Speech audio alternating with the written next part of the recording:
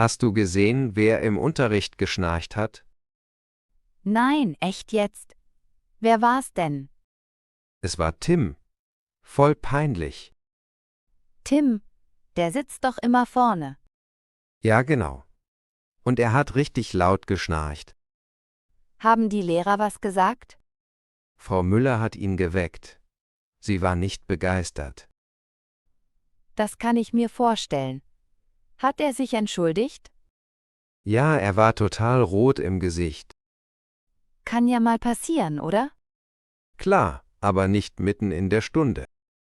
Er hatte bestimmt eine lange Nacht. Oder der Unterricht war zu langweilig. Das kann natürlich auch sein.